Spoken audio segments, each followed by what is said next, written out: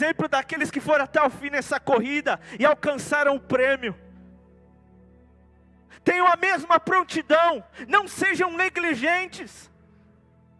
Eu comecei a estudar sobre um atleta numa competição, numa corrida. E nós não imaginamos o que acontece porque ele se prepara. Mas ele desidrata, ele perde peso, ele diminui a altura. Por causa da desidratação e da fadiga muscular, ele começa a ter problemas intestinais. O cérebro começa a ser afetado, a visão começa a perder o sentido. Isso acontece com qualquer atleta. Você pode pesquisar o que eu estou falando. O coração, ele começa a bombear muito mais sangue do que o normal. Dentro do normal de uma pessoa é de 5 a 6 litros por minuto. Numa corrida é de 15 a 20. Então mexe com o organismo. Vem o cansaço. Eu acredito que você já ouviu isso em filme. Que o corpo tem que negociar. Negocia com o seu corpo. Porque a questão psicológica é fundamental. Hoje nós vivemos uma pressão emocional e sentimental diante das coisas que acontecem, que está afetando as pessoas. É a ansiedade, é a preocupação com o futuro, é o medo, são as incertezas, são várias as pressões que nós vamos enfrentar nessa competição, nessa maratona da vida. E é nessas áreas que nós vamos precisar da água da vida. Numa maratona, um atleta, ele se hidrata. Interessante que ele não carrega água. Porque quando ele carrega a água no braço, um exemplo, aquela água se torna um peso, conforme os quilômetros vão avançando. E ele começa a ter problemas musculares naquele local. É por isso que ele vai no meio da corrida, ele pega, toma e joga fora. Meu irmão, se nessa caminhada você está cansado, você está exausto, Jesus é a água da vida. É nessa hora que nós falamos: Jesus, eu não estou aguentando mais. A minha corrida não acabou, mas eu não quero desistir. Eu não quero parar. É uma disposição do coração. É uma decisão da alma. Eu vou viver para o reino ou eu não vou. Eu vou cumprir essa corrida com excelência ou não. Com justiça ou com injustiça. Quantas corridas que eu não vi que as pessoas desistem, param. Tem pessoas que com a exaustidão caem.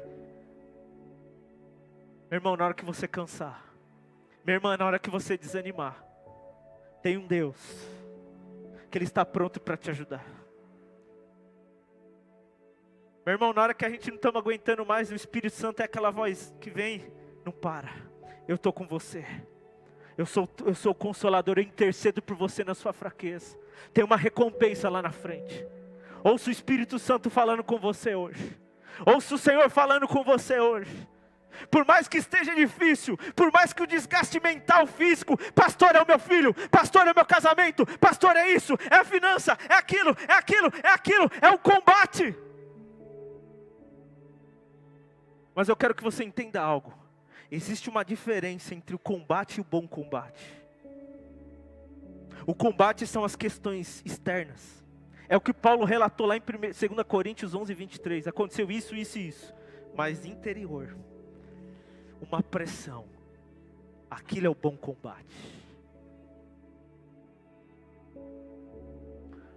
Vamos lá. 2 Timóteo capítulo 4. Verso 7.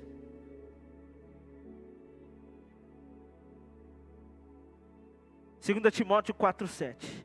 Combati o bom combate, terminei a corrida, guardei a fé. Se você pegar bom combate no grego,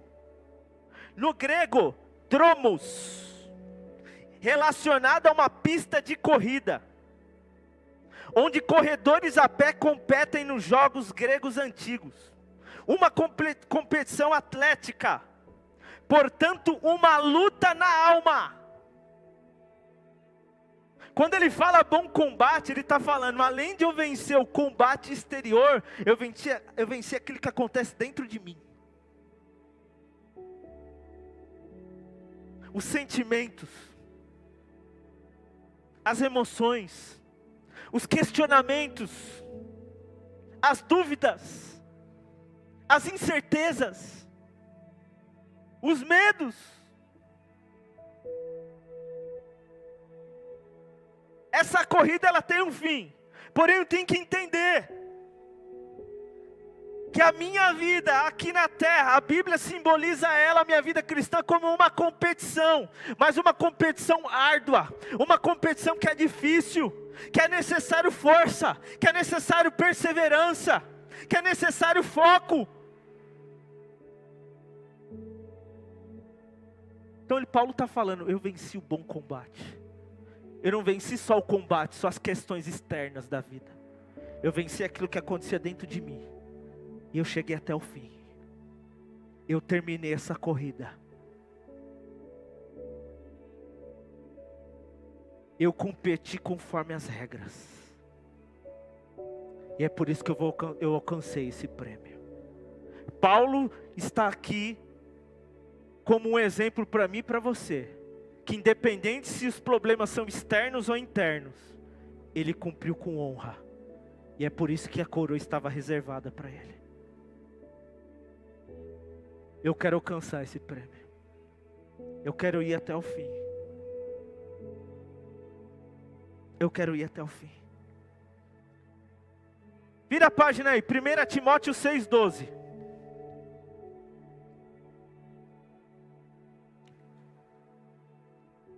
Quero mostrar para você na Bíblia que Paulo tinha essa consciência que a vida cristã era como uma competição. É como ele se tivesse inscrito numa competição de corrida. E uma corrida intensa. Com grandes competidores contra nós. 1 Timóteo 6,12. Combata o bom combate da fé. Toma posse da vida eterna, para o qual você foi chamado. E fez a boa confissão na presença de muitas testemunhas. Está entendendo o dia que você entregou sua vida para Jesus? O dia que você confessou com a boca e creu no coração? Olha, combate o bom combate da fé. Toma posse da vida eterna, pelo qual você foi chamado e fez boa confissão na presença de muitas testemunhas. Paulo está falando, você está nessa competição, então faz para valer. Repita comigo, para valer. Meus irmãos, nós temos que levar a vida cristã mais a sério.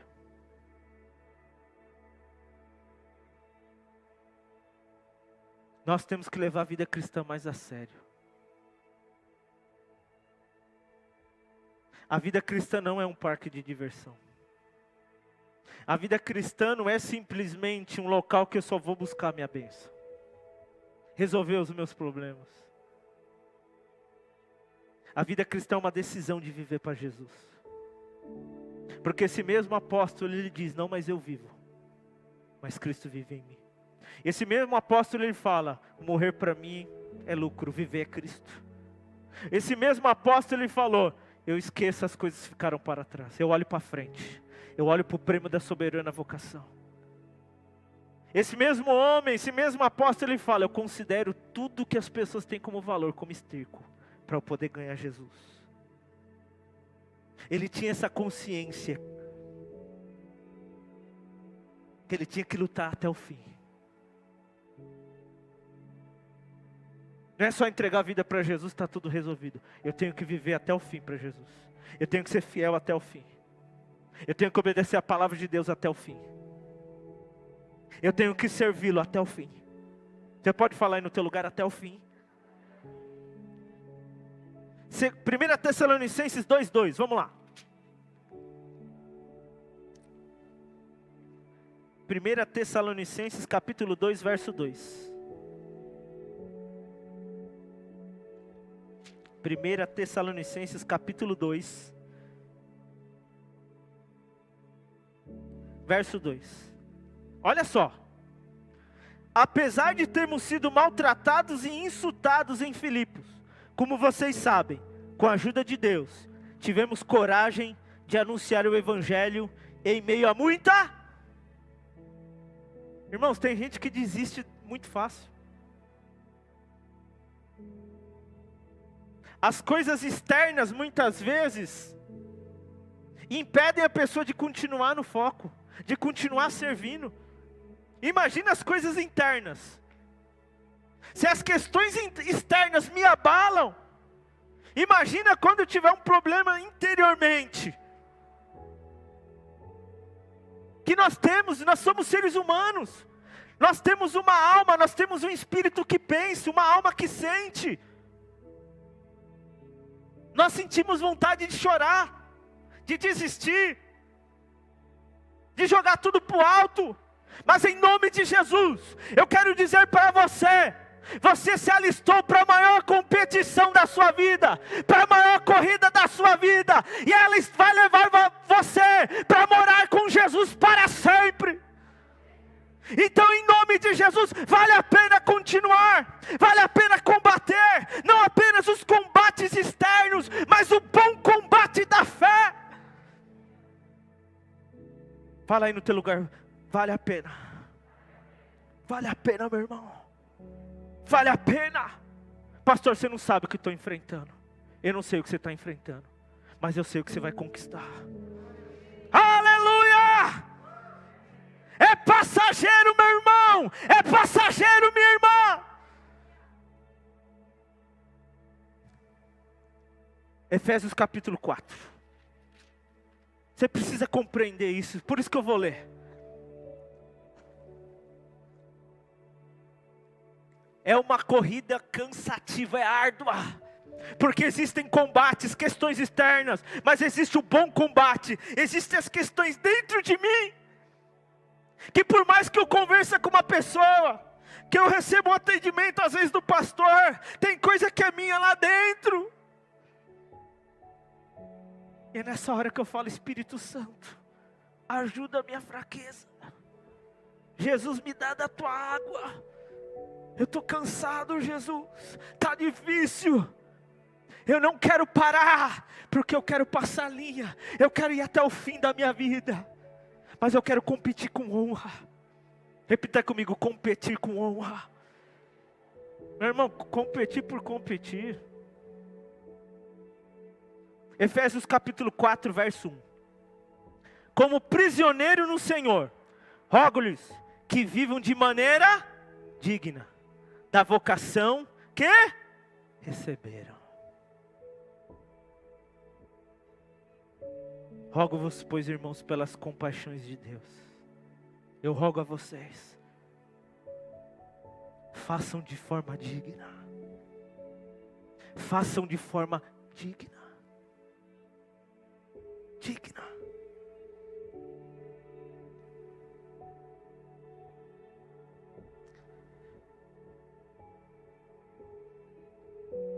Abra lá novamente, 2 Timóteo capítulo 4. Então existe um tempo que vai acabar essa corrida, porém eu tenho que entender que nessa corrida existem questões externas e internas, que é o que a Bíblia chama de bom combate, que é uma competição árdua.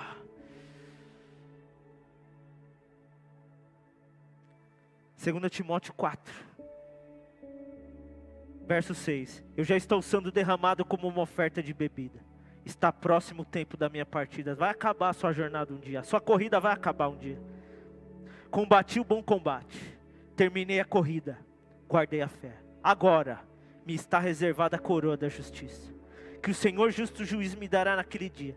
E não somente a mim, mas também a todos os que amam a sua vinda.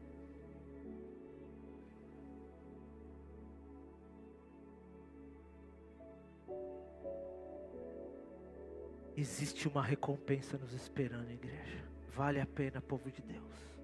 Vale a pena. Vale a pena. Olha só o relato desse exemplo de vida cristã. Olha só esse relato. Terminou bem, sim ou não? Sim ou não, igreja? Quem quer terminar assim? Levanta a mão. Irmãos, às vezes a gente olha tantas coisas, e às vezes o que realmente importa é aquilo que está reservado, que é eterno. Abra comigo lá, Filipenses capítulo 3.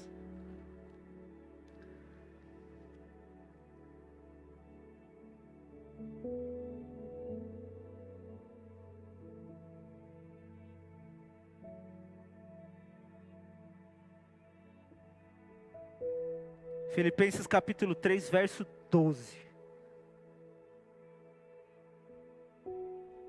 Diz assim: não que eu já tenha obtido tudo isso, ou tenha sido aperfeiçoado, mas prossigo para alcançá-lo. Pois para isso também fui alcançado por Cristo Jesus.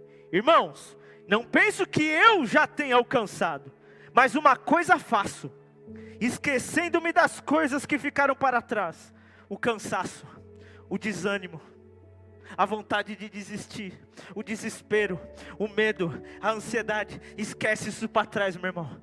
O que você vai fazer? Esquecendo-me das coisas que ficaram para trás e avançando para os que estão adiante de mim, prossigo para o alvo, a fim de ganhar o prêmio do chamado celestial em Cristo Jesus. Pastor, eu entendi. Existe um tempo que vai encerrar essa corrida. Eu estou numa competição, esta competição existem questões externas e internas, que a Bíblia chama de bom combate. E a Bíblia diz para eu guardar a fé, ou seja, para eu manter a fé. No original, quando a Bíblia fala guardar a fé, no grego, é você montar uma estrutura militar para blindar a sua fé. Porque a obrigação é sua. Porque a fé vem pelo ouvir a palavra de Deus. Pastor, como que eu faço para alcançar isso? Eu entendi que a vida cristã é uma competição. Eu entendi que tem um tempo que vai acabar. Eu entendi que tem uma recompensa. Mas como eu faço? Como eu faço para ir até o fim? Como eu faço para alcançar? Abra comigo lá. Hebreus capítulo 12. Hebreus capítulo 12. Como iremos terminar a corrida?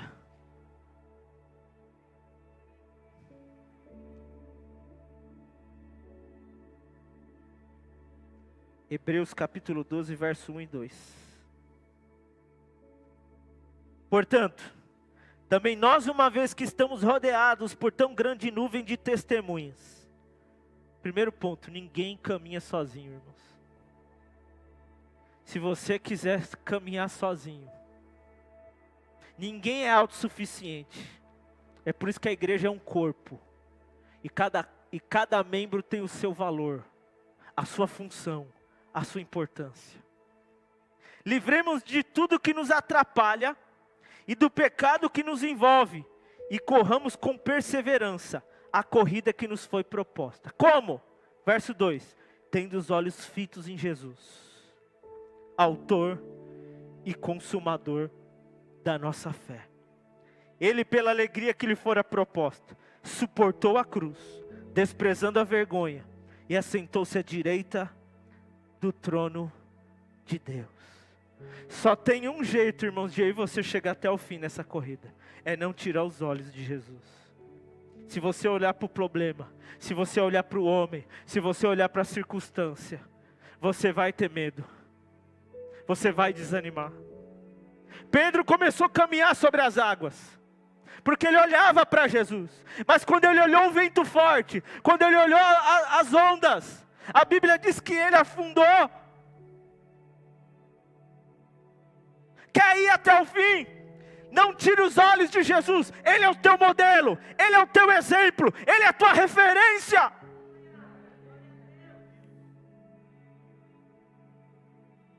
Ele é o autor e consumador da fé. Como que nós vamos enfrentar dificuldades na vida, irmãos? É por meio da fé. Porque aquilo que é possível cabe a mim. O impossível é só por meio da fé. Não tem como. Aquilo que não é mais administrável a mim, é Deus. Jesus está com os discípulos no barco, peritos do mar, peritos de pescadores. Estava acostumado com barco, com o mar. De repente veio uma tempestade. Aí eles fizeram um plano, não foi? O que eles fizeram? Jesus, você está dormindo, misericórdia, Jesus. Salva nós que nós vamos morrer. Tem coisa que é inadministrável a mim. Por mais que eu conheça, por mais que eu seja perito, que seja inteligente, capaz. E é nessas horas que eu vou lá e clamo pelo Mestre. É nessa hora que eu chamo por Ele. E é nessa hora que Ele levanta a sua voz e dá uma ordem. E tudo cessa, e tudo passa. Tendo os olhos fitos em Jesus, autor e consumador da nossa fé. Nós só vamos terminar essa corrida se permanecermos em Jesus. Se você achar que é autossuficiente, meu irmão, misericórdia. Nós dependemos de Jesus todo dia. Nós dependemos de Deus toda hora. É nele, igreja. É nele. É nele. É nele. É em Jesus. É em Jesus, igreja. É em Jesus. Atos capítulo 20, verso 24. Gabriel, põe no gatilho aí, irmão. Atos capítulo 20, verso 24. Vai aparecer lá e aqui, né? Então tá bom. Atos capítulo 20, verso 24.